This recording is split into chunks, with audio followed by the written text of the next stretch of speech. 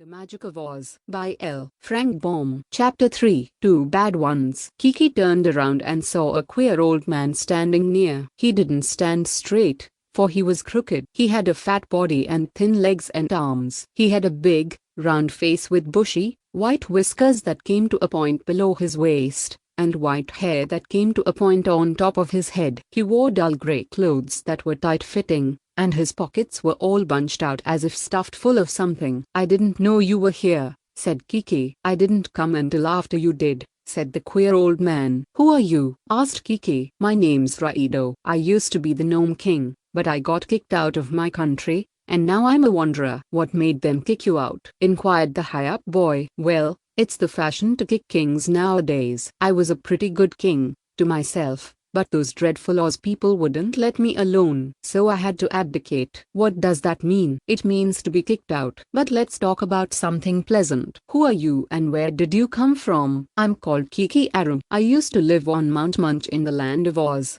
but now I'm a wanderer like yourself." The Gnome King gave him a shrewd look. "I heard that birds say that you transformed yourself into a magpie and back again. Is that true?" Kiki hesitated, but saw no reason to deny it. He felt that it would make him appear more important. "Well, yes," he said. "Then you're a wizard." "No, I only understand transformations," he admitted. "Well, that's pretty good magic, anyhow," declared old Raido. "I used to have some very fine magic, myself, but my enemies took it all away from me." "Where are you going now?" "I'm going into the inn, to get some supper and a bed," said Kiki. "Have you the money to pay for it?" asked the gnome. "I have 1 gold piece, which you stole." "Very good. And you're glad that you're wicked?" "Better yet. I like you, young man, and I'll go to the inn with you if you'll promise not to eat eggs for supper." "Don't you like eggs?" asked Kiki. "I'm afraid of them. They're dangerous," said Raido, with a shudder. "All right," agreed Kiki.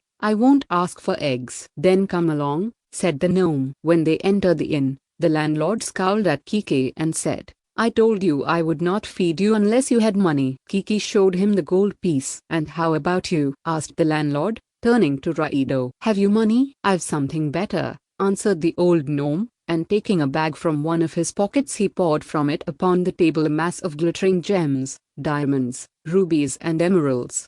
The landlord was very polite to the strangers after that. He served them an excellent supper, and while they ate it, the high-up boy asked his companion, "Where did you get so many jewels?" "Well, I'll tell you," answered the gnome. "When those Oz people took my kingdom away from me, just because it was my kingdom and I wanted to run it to suit myself, they said I could take as many precious stones as I could carry. So I had a lot of pockets made in my clothes and loaded them all up. Jewels are fine things to have with you when you travel. You can trade them for anything." "Are they better than gold pieces?" asked Kiki. "The smallest of these jewels is worth 100 gold pieces such as you stole from the old man." "Don't talk so loud," begged Kiki, uneasily. "Someone else might hear what you are saying." After supper they took a walk together, and the former Gnome King said, "Do you know the Shaggy Man, and the Scarecrow, and the Tin Woodman, and Dorothy, and Ozma and all the other Oz people?" "No," replied the boy, "I have never been away from Mount Munch until I flew over the deadly desert the other day in the shape of a hawk." "Then you've never seen the Emerald City of Oz?" "Never." "Well," said the gnome, "I knew all the Oz people, and you can guess I do not love them. All during my wanderings I have brooded on how I can be revenged on them. Now that I've met you I can see a way to conquer the land of Oz and be king there myself, which is better than being king of the gnomes." "How can you do that?" inquired Kiki Aru, wonderingly. "Never mind how. In the first place,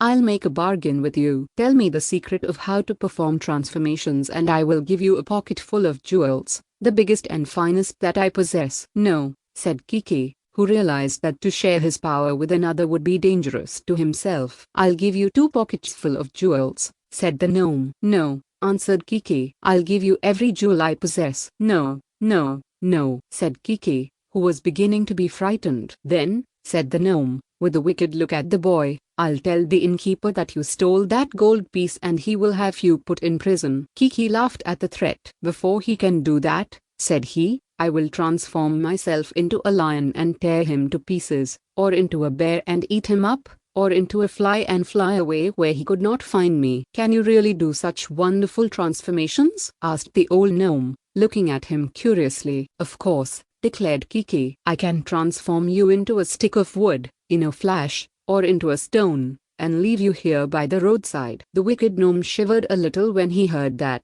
but it made him long more than ever to possess the great secret. After a while he said, "I'll tell you what I'll do. If you will help me to conquer Oz and to transform the Oz people, who are my enemies, into sticks or stones, by telling me your secret, I'll agree to make you the ruler of all Oz, and I will be your prime minister and see that your orders are obeyed." "I'll help do that," said Kiki, "but I won't tell you my secret." The gnome was so furious at this refusal that he jumped up and down with rage and spluttered and choked for a long time before he could control his passion. But the boy was not at all frightened. He laughed at the wicked old gnome, which made him more furious than ever. "Let's give up the idea," he proposed, when Raido had quieted somewhat. "I don't know the Oz people you mention, and so they are not my enemies. If they've kicked you out of your kingdom, that's your affair, not mine." "Wouldn't you like to be king of that splendid fairyland?" asked Raido. "Yes, I would," replied Kiki Aru, "but you want to be king yourself, and we would quarrel over it." "No," said the gnome, trying to deceive him. "I don't care to be king of Oz. Come to think it over, I don't even care to live in that country. What I want first is revenge. If we can conquer Oz, I'll get enough magic then to conquer my own kingdom of the gnomes, and I'll go back and live in my underground caverns, which are more home-like than the top of the earth. So here's my proposition. Help me conquer Oz and get revenge, and help me get the magic away from Glinder and the wizard, and I'll let you be king of Oz forever afterward." "I'll think it over," answered Kiki. And that is all he would say that evening. In the night when all in the inn were asleep but himself, old Raido the gnome rose softly from his couch and went into the room of Kiki Aru the high-up, and searched everywhere for the magic tool that performed his transformations. Of course, there was no such tool, and although Raido searched in all the boy's pockets, he found nothing magical whatever. So he went back to his bed and began to doubt that Kiki could perform transformations. Next morning he said, "Which way do you travel today?" "I think I shall visit the Rose Kingdom," answered the boy. "That is a long journey," declared the gnome. "I shall transform myself into a bird," said Kiki, "and so fly to the Rose Kingdom in an hour." "Then transform me, also, into a bird, and I will go with you," suggested Raido. "But, in that case, let us fly together to the land of Oz, and see what it looks like." Kiki thought this over. Pleasant as were the countries he had visited, he heard everywhere that the land of Oz was more beautiful and delightful. The land of Oz was his own country, too, and if there was any possibility of his becoming its king, he must know something about it. While Kiki the high-up thought, Raido the gnome was also thinking. This boy possessed a marvelous power, and although very simple in some ways, he was determined not to part with his secret. However, if Raido could get him to transport the wily old gnome to Oz, which he could reach in no other way, he might then induce the boy to follow his advice and enter into the plot for revenge, which he had already planned in his wicked heart.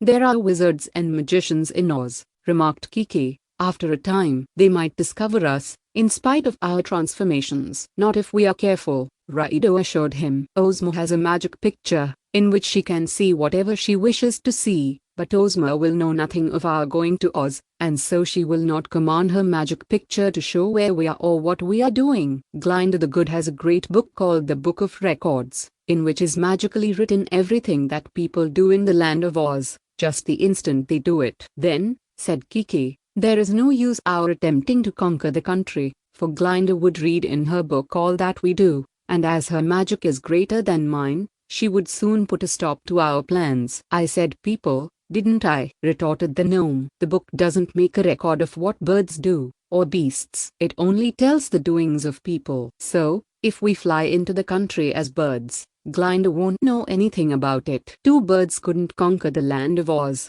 asserted the boy, scornfully. "No, that's true," admitted Raido, and then he rubbed his forehead and stroked his long pointed beard and thought some more. "Ah, now I have the idea," he declared. "I suppose you can transform us into beasts as well as birds." "Of course." "And can you make a bird a beast, and a beast a bird again, without taking a human form in between?" "Certainly," said Kiki. "I can transform myself or others into anything that can talk. There's a magic word that must be spoken in connection with the transformations, and as beasts and birds and dragons and fishes can talk in Oz, we may become many of these we desire to. However, if I transformed myself into a tree, I would always remain a tree, because then I could not utter the magic word to change the transformation. I see, said Raido, nodding his bushy, white head until the point of his hair waved back and forth like a pendulum. That fits in with my idea, exactly. Now, listen, and I'll explain to you my plan. We'll fly to Oz as birds and settle in one of the thick forests in the Gillican country. There you will transform us into powerful beasts,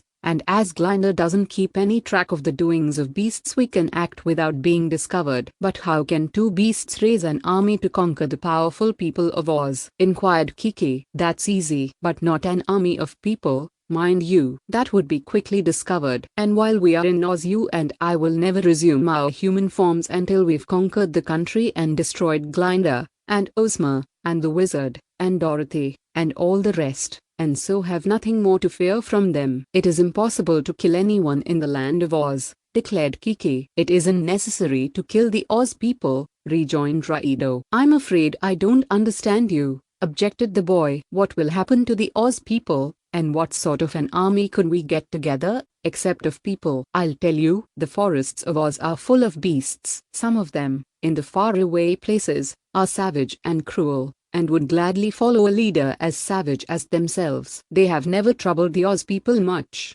because they had no leader to urge them on, but we will tell them to help us conquer Oz, and as a reward we will transform all the beasts into men and women, and let them live in the houses and enjoy all the good things, and we will transform all the people of Oz into beasts of various sorts, and send them to live in the forests and the jungles. That is a splendid idea, you must admit, and it's so easy that we won't have any trouble at all to carry it through to success. Will the beasts consent, do you think? Asked the boy. To be sure they will. We can get every beast in Oz on our side, except a few who live in Ozma's palace, and they won't count. Chapter 3 ends here. Thank you very much for watching.